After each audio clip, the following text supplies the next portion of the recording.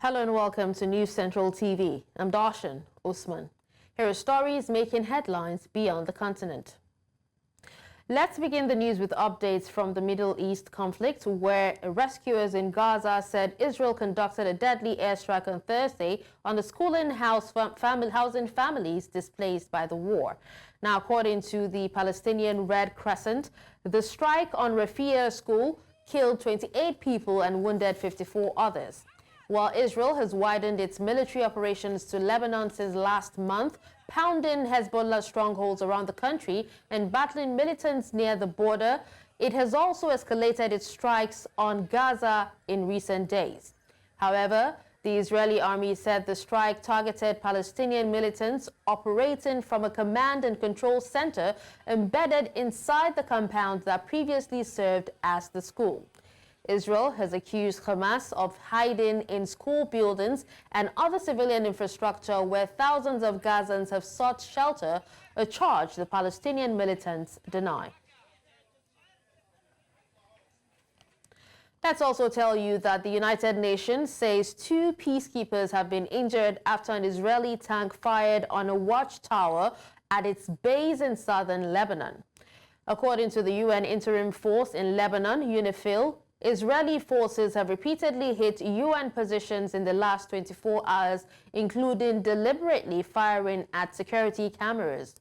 Earlier, Lebanese authorities said Israeli airstrikes killed 5 health workers in the south of the country on Wednesday. At least 115 health workers have been killed since last month. Meanwhile, Hezbollah continues to fire rockets into Israel, including into Kiryat Shimona in the northeast, where 2 people were killed on Wednesday. The United States has urged its ally Israel to avoid Gaza-like military action in Lebanon after Prime Minister Benjamin Netanyahu said it could face destruction like the Palestinian territory. Now, Israel's military chief, Herzi Halevi, vowed to keep bombing Hezbollah targets, a campaign that has killed more than 1,200 people since September 23 and has not given them a chance to recover. In the meantime, Iranians in Tehran say they're not worried after Israel's defense minister, Yoav Gallant, warned the response against Iran would be deadly, precise and surprising, while others said they are certainly worried, adding that they're afraid that at any second a missile might fall.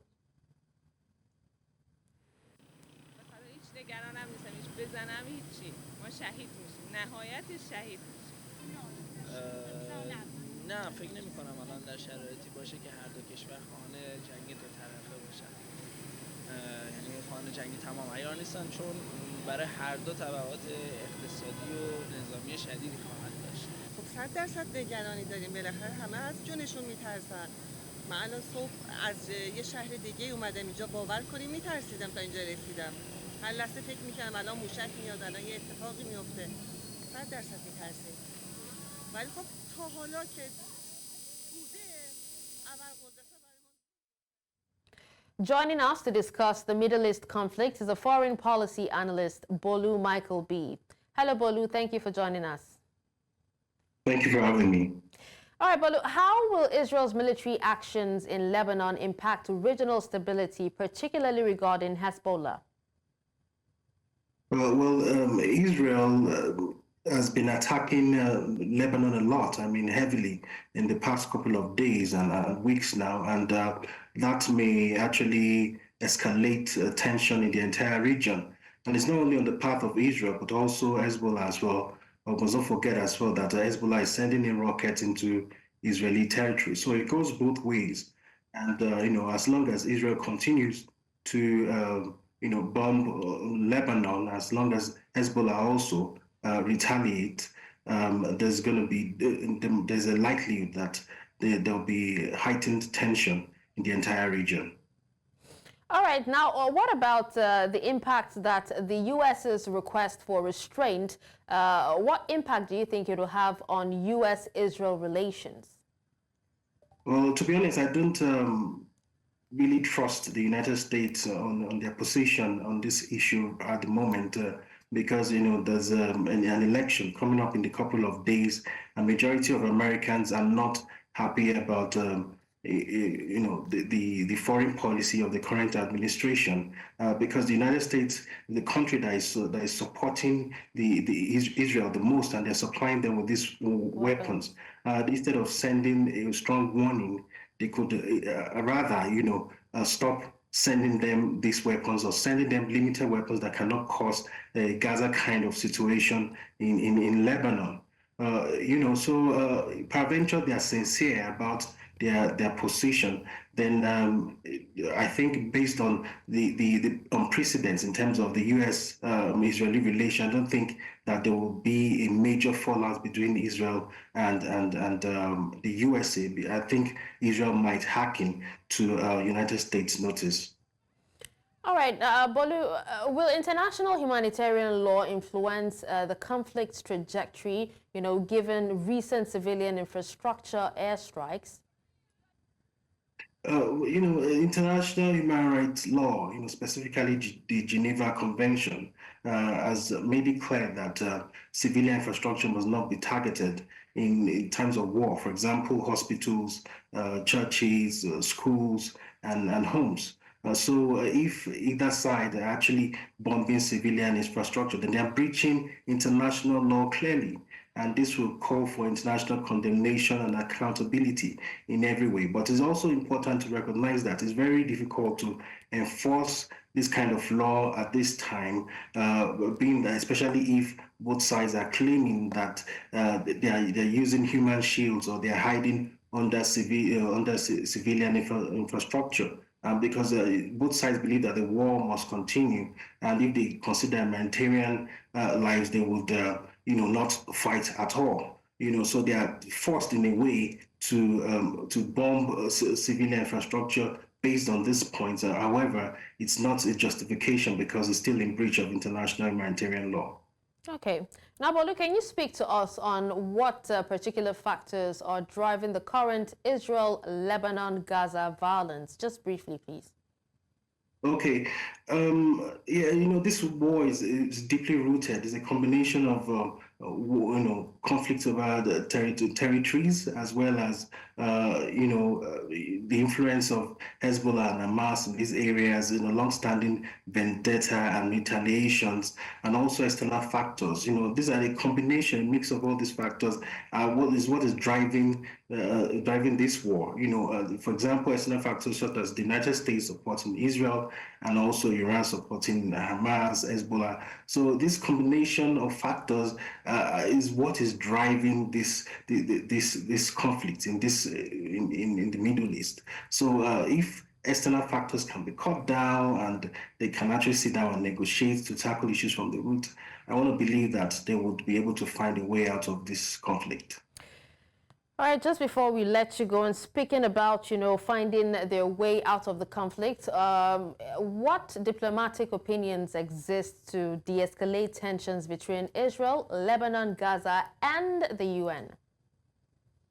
Okay, I think mediation is the way. Mediation is the way, and it's usually come from international organizations like the United Nations, or superpowers like the United States and Russia.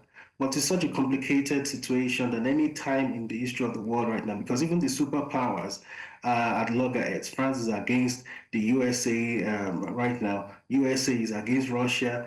Of course, because of the conflict in Ukraine. And, so it's difficult for even the superpowers and international organizations to sit down and have a discussion on a common purpose. But the traditional way would usually start with a ceasefire agreement, and then they move to a negotiation, and then the last phase, which is the conflict building part of it, which involves, for example, the opening of humanitarian corridor, as well as, agreements to ensure that they do not bomb civilian infrastructure. But it's such a complicated situation right now, because even the mediators, and they don't want to listen. They are loggerheads, and both parties are just against each other. Such a very messed up situation. So let's just hope that things will change in the coming months. All right, well, thank you so much for speaking to us, Bolu Michael-Biyi, on this. My pleasure. Thank you for having me. Now we go on a break, and when we come back, we'll tell you how tornadoes kill 4, leave millions without power in Florida as Hurricane Milton makes landfall. Details of these and more after the break. Stay with us. Thanks for staying with us. The news continues in the Middle East, where the Palestinian National Authority and the World Bank has signed the Palestinian Emergency Financing Project Agreement in the presence of representatives from France and the UK. World Bank Director for the West Bank and Gaza, Stefan Emblad, said the partnership brings a much-needed relief to the Palestinian people at this critical time and aligns with both parties' mutual priorities. A few days ago, we marked the first anniversary of the war in our people in Gaza. We are in deep pain, as we all expected. The level of destruction, the indiscriminate mass killing and starvation for our people has not been seen in modern history. The world has said never again after the horrible Holocaust. Sadly, we are seeing it happening again against our people. And sadly, with silence and impunity by the free world.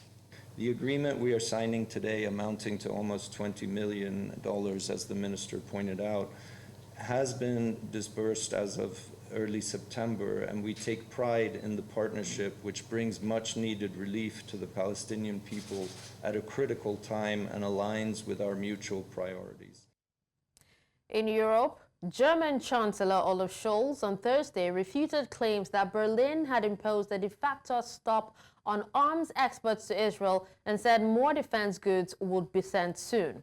The pledge put him at odds with France, where President Emmanuel Macron last week suggested an embargo on weapons for use in Gaza, sparking a sharp rebuke from Israeli Prime Minister Benjamin Netanyahu.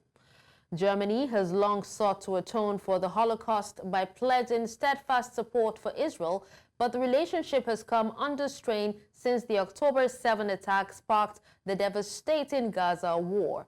Berlin has repeatedly joined other Western governments in calling for ceasefires in Gaza and in Lebanon, where Israel is fighting Hamas's ally, Hezbollah. Wir haben nicht entschieden, keine Waffen zu liefern. Wir haben Waffen geliefert und wir werden Waffen liefern. Das ist die Haltung der Bundesregierung. Ich werde die Geheimnisvorschriften des Bundessicherheitsrats nicht verletzen, aber wir haben Entscheidungen getroffen in der Regierung, die auch sicherstellen, dass es demnächst weitere. Ukrainian President Volodymyr Zelensky says a ceasefire with Russia was not under discussion with European allies and urged more Western support ahead of a tough winter during his lightning tour of 4 capitals. Zelensky was seeking a military and financial boost during a 48-hour trip to London, Paris, Rome and Berlin amid fears of dwindling support if Donald Trump becomes U.S. president next month.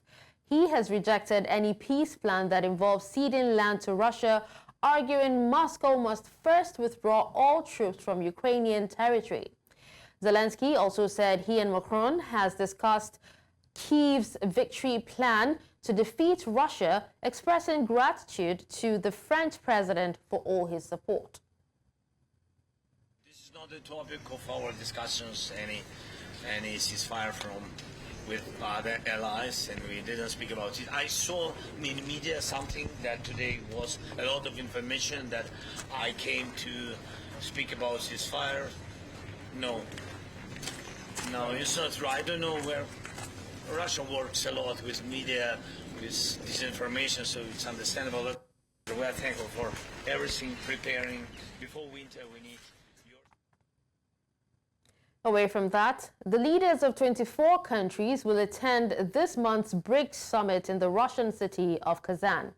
Russia President Vladimir Putin's foreign policy aide told journalists that 24 countries will be represented at leader level and UN Secretary General Antonio Guterres will participate. The Summit of Emerging Economies starts October 22 in the city on the river Volga. Chinese leader Xi Jinping is expected to attend, as is Iranian President Masoud Pezeshkian. making his first visit to Russia since he took office this summer. Turkish President Recep Tayyip Erdogan is to attend after Turkey requested to join the group of emerging economies. Две страны уже подтвердили свое участие, 32 страны. Отмечу, что из этих 32, 24 страны подтвердили участие лидеров в саммите в Казани. 8 стран, по данным на сегодняшний день, будут представлены вторыми или третьими лицами. Всего 32 страны, но еще время остается, и мы надеемся, что круг участников пополнится еще дополнительно и другими государствами. President of the European Commission, Ursula von der Leyen, has announced 1.8 billion euros in aid for Moldova. At a joint press conference with the President of Moldova, Maia Sandu, she said the aid from the EU will be invested in the economy over the next 3 years, focusing on sectors that will generate growth and public services. I believe that we can help you double the size of your economy in a decade. That means good jobs and a better quality of life for Moldovans. We will invest 1.8 billion euros in your economy over the next 3 years, and we will focus these investments on sectors that will generate economic growth and public services. We will invest in better connections in your country and with your neighbors, like the road between Chisinau, Iași and Odessa, or bridges over the Prut River. We will also invest in your energy network with power lines that connect you to the European grid. And finally, we will roll out broadband internet throughout the country. EU countries on Thursday discussed innovative ways to increase deportations of irregular migrants and rejected asylum seekers, including controversial plans to set up dedicated return centers outside the bloc. Far-right gains in several European countries helped put migration issues on top of the agenda as Home Affairs ministers from the bloc's 27 states met in Luxembourg ahead of a gathering of EU leaders later this month. Now, the talks come only a few months after the European Union adopted a sweeping reform of its asylum policies. French Interior Minister Bruno says that the EU is working hard to respond to the wishes of its people who want to be protected from migratory shocks. D'importance à la mise en œuvre la plus rapide possible et si possible d'ailleurs anticipée du pacte asile-immigration. C'est fondamental, notamment pour les procédures de filtrage, notamment aussi pour les procédures d'examen, d'instruction sur les demandeurs d'asile. C'est fondamental. Il y a un deuxième dossier qui est pour nous très important, ce sera la renégociation de la directive retour. La directive retour a été élaborée, elle a été à l'époque adoptée en 2008, mais... In America, Hurricane Milton tore a coast-to-coast path of destruction across the U.S. state of Florida, whipping up a spate of deadly tornadoes that left at least 4 people dead and millions without power on Thursday. In a statement on its website, St. Lucie County on the East Coast confirmed 5 fatalities as a result of these tornadoes. Florida Governor Ron DeSantis said the storm triggered deadly tornadoes and left more than 3 million people without power. Milton made landfall on Wednesday night on the Florida Gulf Coast as a major Category 3 storm. Sustained hurricane force winds smashed inland through communities still reeling from Hurricane Helen 2 weeks ago before roaring off Florida's east coast into the Atlantic. We now head to Asia, where Taiwan's President Lai Ching-te on Thursday vowed to resist annexation as China exerts growing military and political pressure on the self-ruled island it claims as part of its territory. China has not ruled out using force to bring the democratic island under its control, which Lai and his government oppose.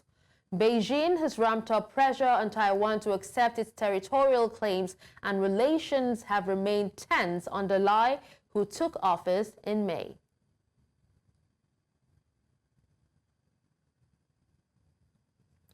Now, in the world of sports, Rafael Nadal, the 22-time Grand Slam champion, will retire from tennis at the end of the season. The 38-year-old will represent Spain in his final appearance at next month's Davis Cup finals in Malaga.